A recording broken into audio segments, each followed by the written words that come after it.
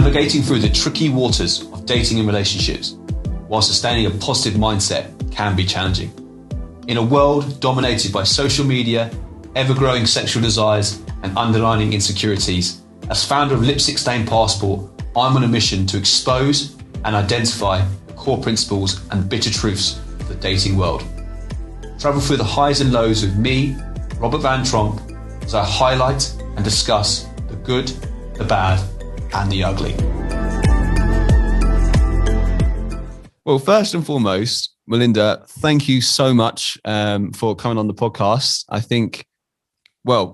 know I'm speaking for myself, but everybody obviously loves listening to you on any podcast, whether it be an interview or whatever. I think you're super relatable, super down to earth. And let's talk about the too hot to handle post experience. So yes, obviously from being on the show and being a very larger than life character, I think is the best way to describe you.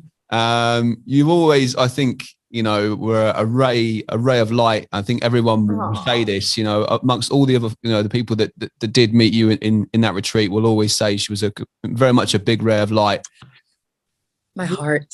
For you, what would you say, obviously, leaving the retreat, how has it been for you so far? And, have people, been different towards you? What's changed in your day to day? Wow. Since leaving the retreat, I would say life is completely different. Like a whole 360 from me being at 40K followers to now 1 million, like overnight. Holla. We're going to start that. It's been incredible. Yeah. Like everyone knows me. I go out to the store. Everyone's like, oh my God, you're Melinda from Too Hot to Handle. And I was like, oh, you know me. Yeah. And then it's like, it feels good knowing that people can relate to me and seeing people in public be like, oh my God, you are so relatable. I loved your personality. I love that you stay true to who you are and you didn't change. Like for me, that was like the biggest thing was going on Too Hot and just being myself and not changing and expressing who I am and showing all this love I have. And now post-show, seeing that people saw that without me even having to say it meant so much to me. Yeah, absolutely. And I think, as you quite rightly mentioned, I think you were super relatable to lots of people. I think particularly women, on the show. And I think because they saw almost the kind of the roller coaster ride, I think that you went on that show. And I think everybody's favorite moments are, your time in the interview room. Yes. Venting your emotions. I love the interview room. And is there anything you look back on that experience and think that you would have changed or would you've liked to have done differently? Looking back, the one thing I would have loved to change is that I wish I would have had a lot more one-liners. That's the only thing. I love my one-liners. The one where I'm like, I am way too cute to have frown lines, and I don't care. And it's like, oh, you play this game? I could play it too. Oh my God, it goes on and on. And me looking back, I'm like, God dang, I was on fire. I was a spicy hot tamale. Spicy. And there's actually nothing I would change. Yeah. Nothing. No, and I honestly think that's a beautiful thing. You look at that experience, and even though you had some times where were quite rough between you and Marvin, and I think that what it seems like there's no negative energy there anymore, and I think that that might be okay. Hold on, we're waiting for the. Hold on, wait. You want to give me the quick rundown? It's just post-show with that whole situation was so stressful. I was not expecting that at all. Like I was thrown for a whole 360. Like, oh my God, me? Why attack me? What did I do to deserve this? I did nothing.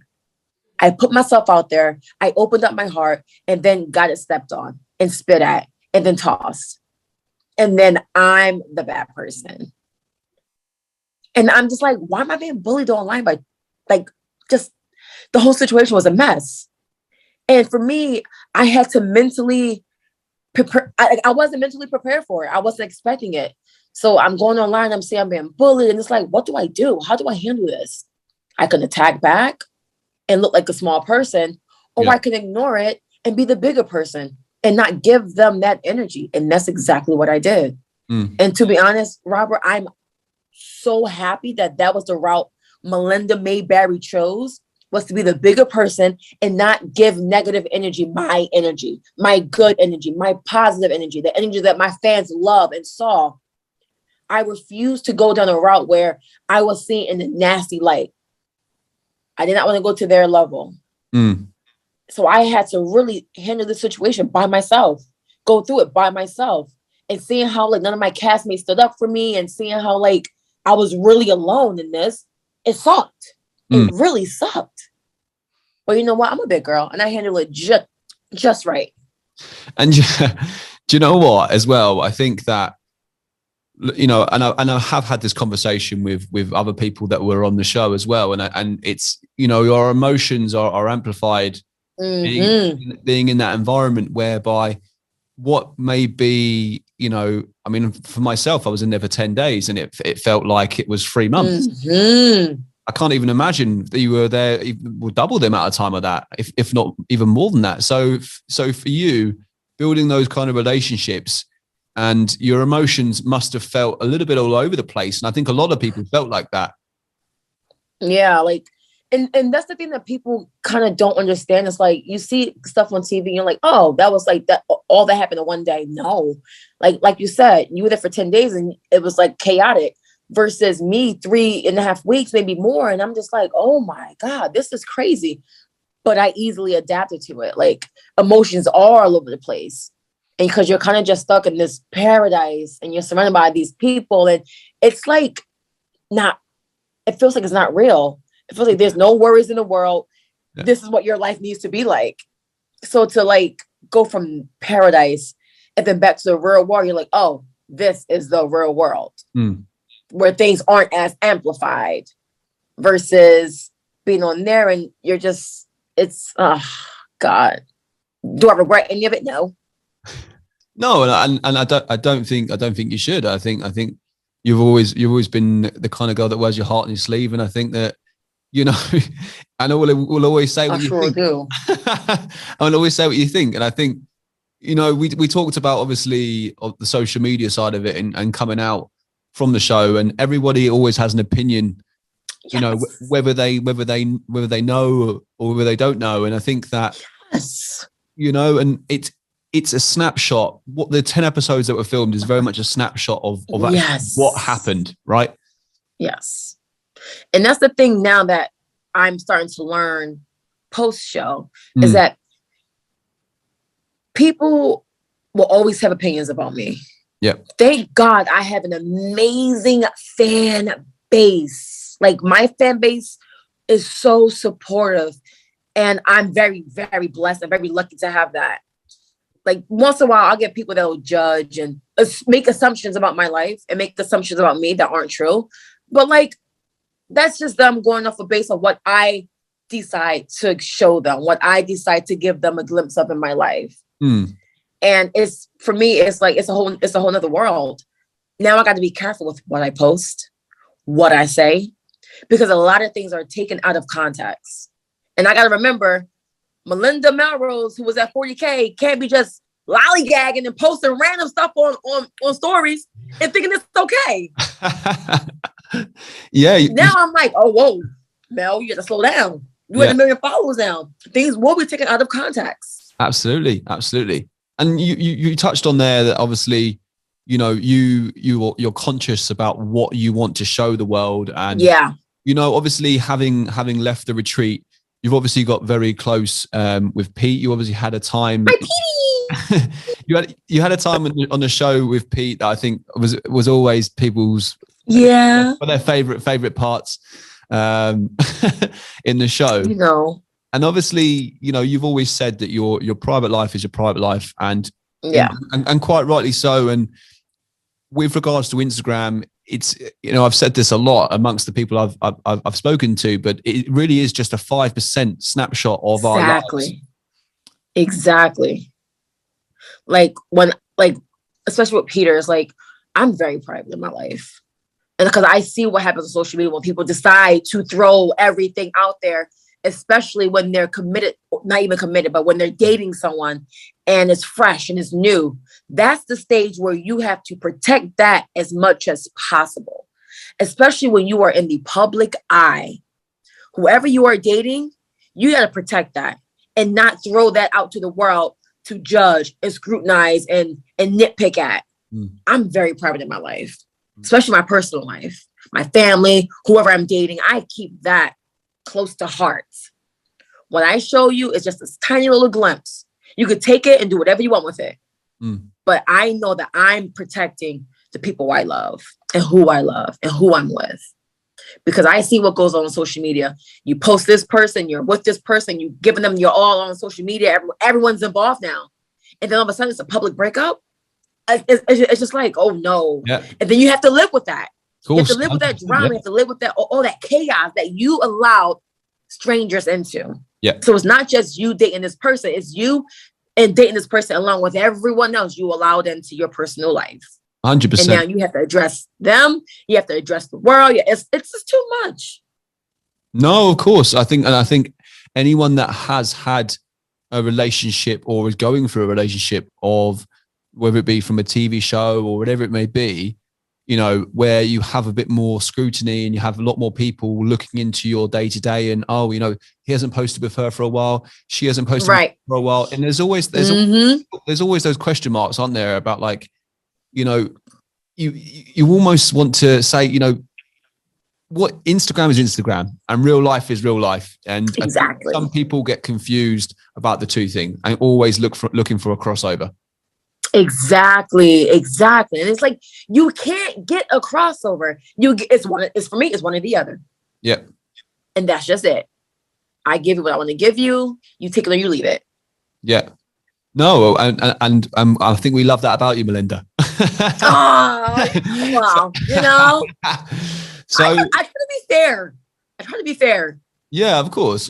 And go on. The most important thing about that I want to touch on is that's for me, what's very important is having my own identity, especially coming off a show like Too Hot to Handle. When you're coupled up with someone, once you are officially coupled up on a global channel with another person, and you leave with that person, that is now your identity. It's like you and Christina, two left together as a couple, and then that was your identity, you and Christina. Like for me, I'm Melinda Berry, Melinda Melrose. I'm not Melinda Peter. I'm my own person. Yeah. I don't want people to be like, oh yeah, that's Melinda. She's the one that's dating Peter. Oh no, that's Melinda. She's like, that's Melinda Melrose. That's Melinda. That. It's the face. Okay. Okay. Yeah. No, we know. We know. We've been informed. Clear. Come on now. So I make it very clear. Like, I don't like to post too much of like my personal life. So it's like, because I want people to know that this is my identity. This is me. I'm not attached to anyone. This is just me. I want to be known for Melinda Berry, Melinda Melrose. I want to be known for that, not who I'm dating or who I'm with or who my identity is now associated with.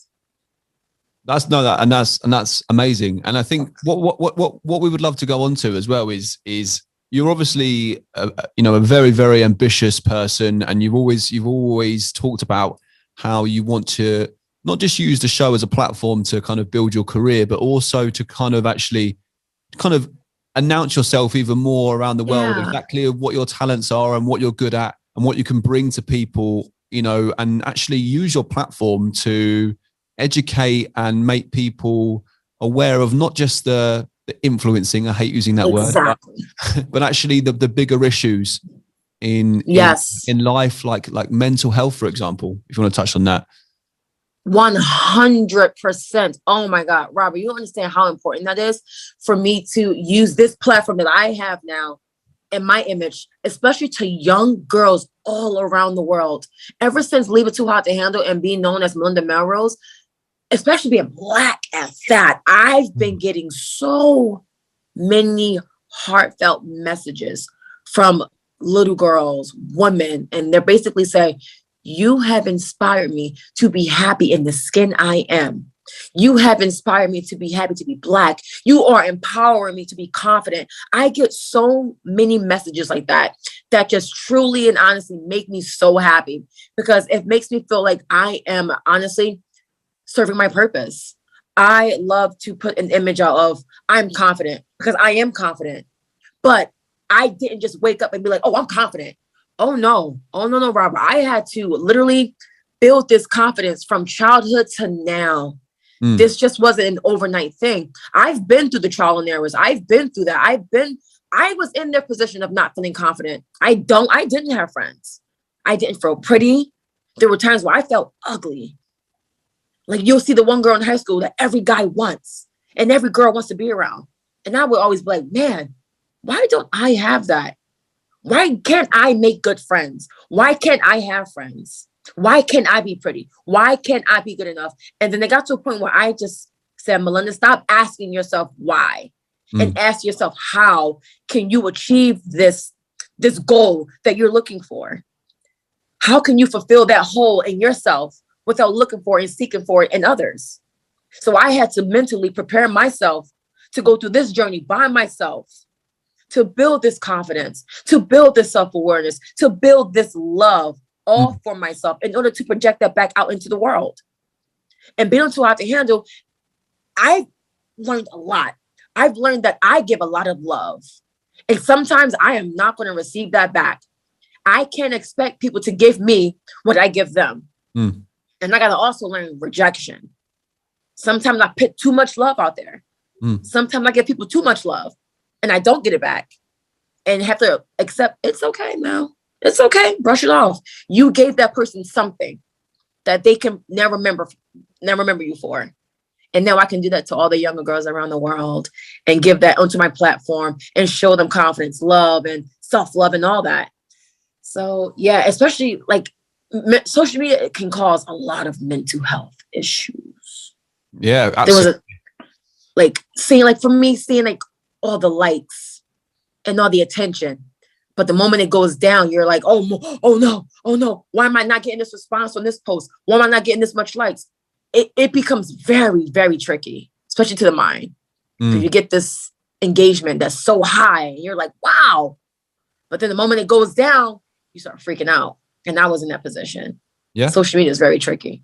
Well, I think first and foremost, thank you for sharing that. And I think very, very honest of you to admit being in that scenario. And I think, like you said, of coming off a show, it's the kind of the emphasis is massive. Like you said, a lot of people want to know your business, and a lot of people want to like your photos. A lot of people want to look at your stories. A lot of people want to write comments about you. And I think and ultimately this is the training we had prior to going on the show. It's being able to deal with these situations whereby maybe there's a new influx of people that are going on the show, and maybe you're not as I guess as talked about, I think is the right word. Right. Yeah.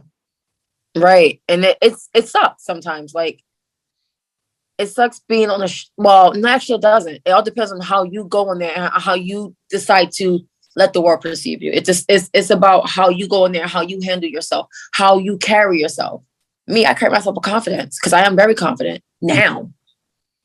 But for some people, like it is hard. I see how some people struggle, and it is what it is. It's how you make the most of it, and how you decide to handle it. Absolutely, and you know, if me and you know, we've always gotten very well, and if it wasn't for our strange sense of humor, it's always, I think, probably for our love for life, but in general, looking at life as remembering there isn't a sequel and that you only get one life. Exactly. And you do only get one life. And that's why I cherish the life I have, and I make the most out of my life. And I choose wisely how I want to spread my love and my likeliness into the world. There's only one life.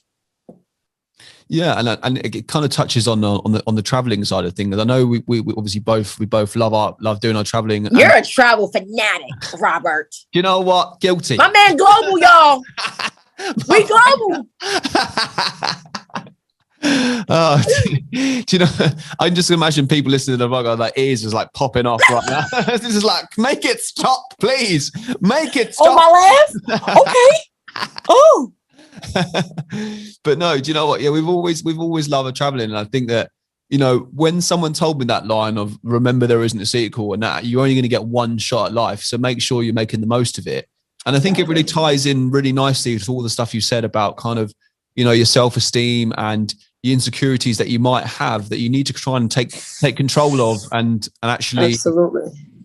Yeah, and you know, what would, for example, what would be your biggest advice that you would give to a younger Melinda?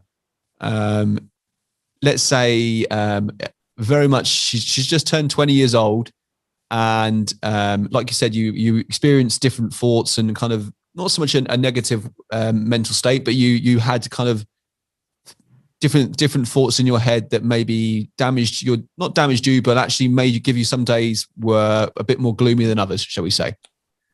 I would tell my younger self, hey, there are going to be a lot of days like this where you are not going to feel your best. And that is okay. This is just one small little beep in the road that you just have to get over. And the rest of this is not going to be like this. Also, I would tell myself, you don't have to chase after people for them to like you. Stop trying to seek approval to be liked, because those people will eventually fall right into your lap. The right people will come into your life. Nothing should be rushed. I would tell myself, take it day by day, step by step. Don't feel as though I need to rush. And eventually, love will always be there. Don't look for acceptance. I would tell my younger self also,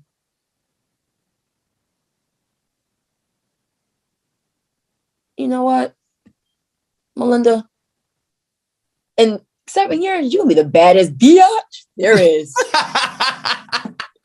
You're going to be in New York strutting, walking runways. You're going to be the baddest. And your name is going to ring bells. You're going to be known. Everything you are lingering for is coming. It's approaching. Sis, hold tight.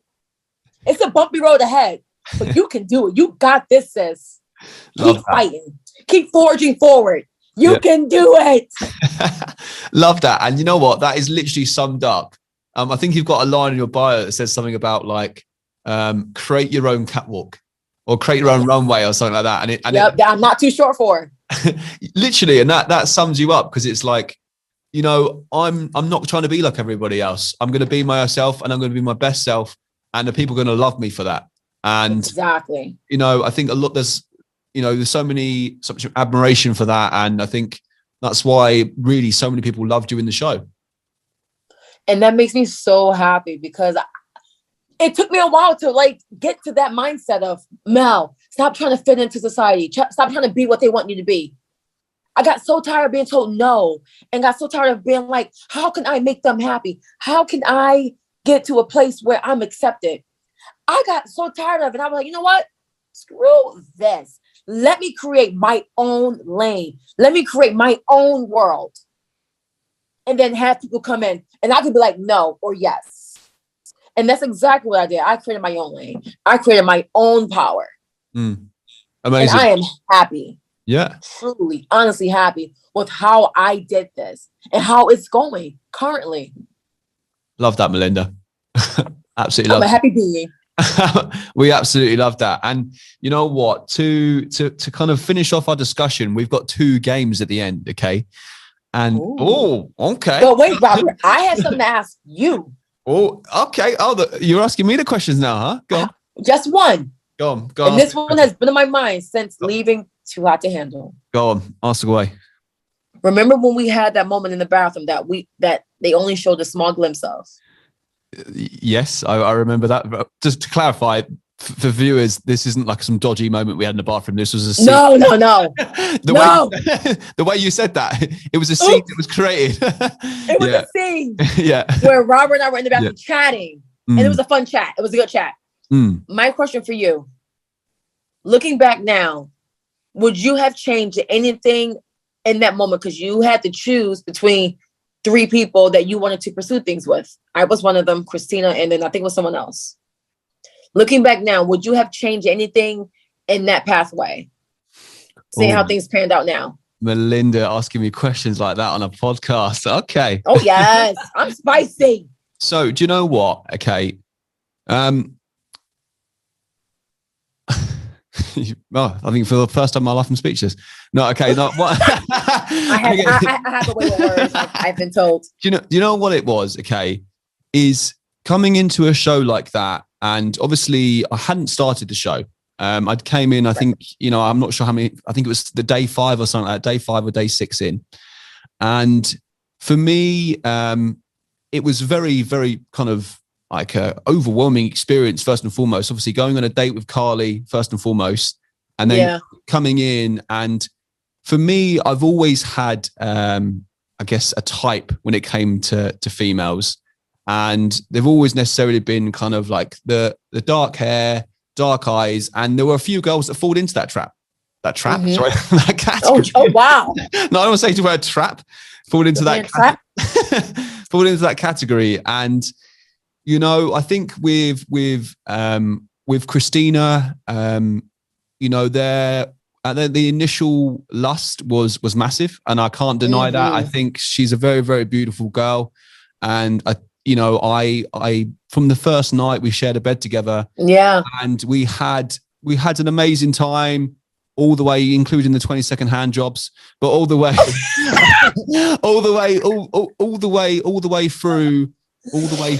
through the time that we stayed on the show. We in the same time and left the same time. And I don't necessarily regret my experience with Christina. I think that, we had an amazing connection on the show, and I was very much fond of her in terms of not just her looks, but it was also what appeared to be a slow start, but by the end of it was a very, very strong connection, I think. Now, I think moving on to the question you asked, do I necessarily regret anything? I don't think I regret anything. I think what me and you had together was also a very strong relationship. We definitely made each other laugh. We definitely made each other smile, and we had a great time. In that moment in time, did I want to kiss you? And did I want to try, or did I want to try and kiss you? Did I want to try and kiss you? Probably yes, is the honest answer. But at the same time, I think that I had this thing with Christina where I maybe thought to myself, okay, I don't want to lose what I have with Christina in this moment in time. So it's not to say that I didn't want to be physical in that moment, but it's just that I knew in the back of my mind that I had feelings for. Oh, so it was very apparent as well. Like, you guys' chemistry was so off the charts. Like, it was to the point where we all were like, oh yeah, we're gonna lose money with these two. Yeah, well, that's it. I mean, look, and the thing is even though we are not together now, I obviously wish her very, very well, and I think that the experience that we had together was incredibly unique. And like I said, I wouldn't have necessarily changed anything. I wish we were in there for longer, but also I also wish that we had come in at different times, because I think that the bond and the show would have allowed us to actually blossom much more as a relationship. But because we came in at the same time, we were always going to be slightly halted, even though even though we were losing money and creating good TV, So I think that's the honest answer of it. Oh, Robert, you sweet poor soul.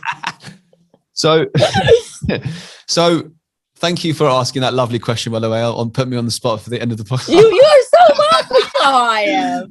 No, I'm joking. So we've got two 2 games, like I said, to play at the end. So I don't know if you would have watched the program Squid Games. Yes. Of course you have. Squiddies. Yeah, you know that red light, green light? Yes. Well, this is going to be called red flag, green flag.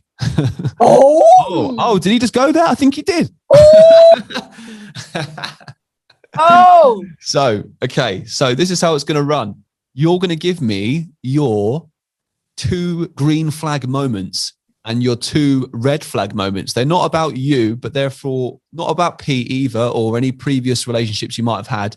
They're just things that you might look for in a potential partner. Okay, so it can be very neutral. So we're going to start off with the 2 green flags. What would you say they are? Communication. Communication is key. Like, basically, if there's a problem, I want to know that we can communicate about it. Or if there's an issue, or if there's something about me you don't like, communication for me is everything. So we can communicate and you're consistent. That's a green flag for me. And the next one would be, another green flag. Loyalty. I require loyalty. Like a guy that's loyal and is all about me and is obsessed with me. Oh my God. That's a green flag for me. Nice.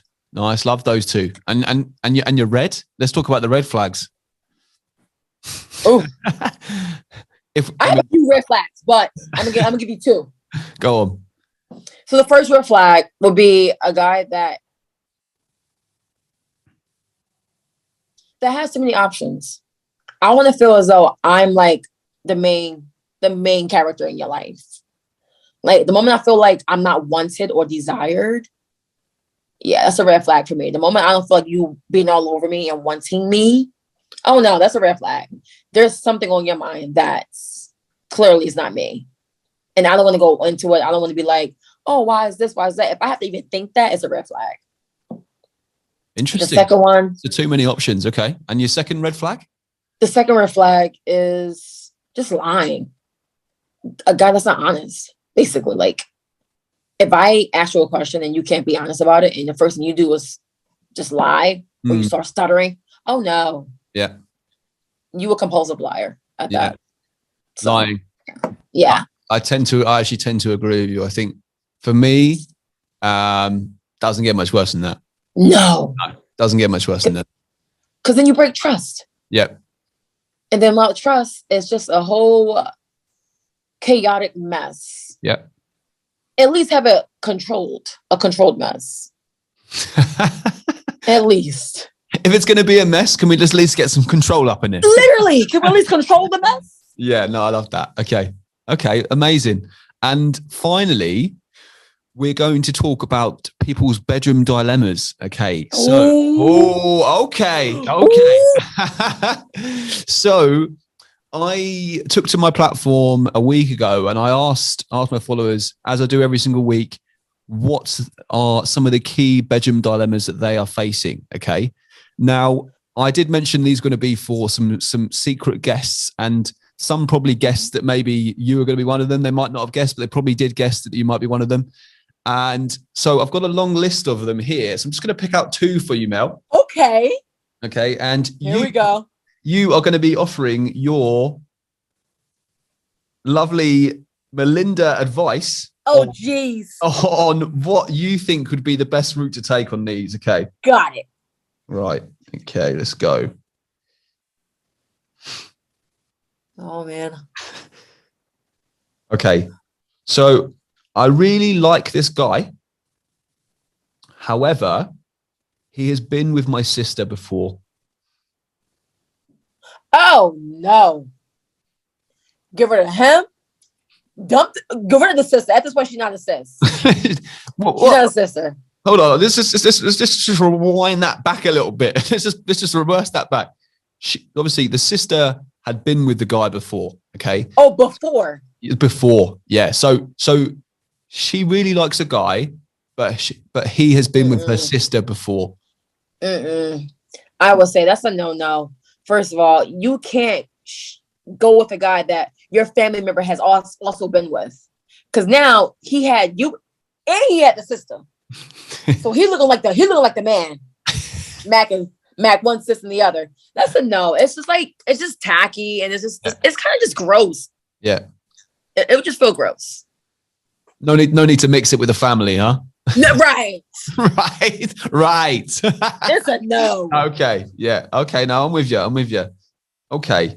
Moving on to the next one. Okay. Now, this one's slightly a bit more deeper, right? Oh. Okay. Oh. Okay. I was about to make a joke there, but I was going to leave it at that. Yeah, Robert, this is a family friendly podcast, you know. As you ask me these questions. I was about to say, I know you like it deep. Okay, so anyway, but wait, how did you know? Okay. Next question. Right. Anyway, so the next question is: he doesn't fully satisfy me in the bedroom, but I love him. It's been 5 years together. Help. Okay, I got help. There you go. So she's not satisfied with what she's getting in the bed. I would say spice it up. I would say get like a magic wand or like a toy for herself to pleasure herself while he's also having his way with her as well. I would say find something to make herself happy. Because if she's not satisfied, then it comes to a point now where she has to find ways to satisfy herself, but also include him so he doesn't feel left out and feel bad. So I would say spice up a little bit and also communicate that with him. Communication. I would tell her to say, hey, babe, we've been together this long, but I think it's time for us to spice it up just a little bit. Things are getting a little stale. So let's figure out a way to mix it up and not only satisfy you, but me as well. I want to try something new. Interesting. And I think that kind of ties into, we revert back to your green flags. We talked about communication. Mm-hmm. Being able to successfully communicate in that particular environment. Exactly. Massive, right?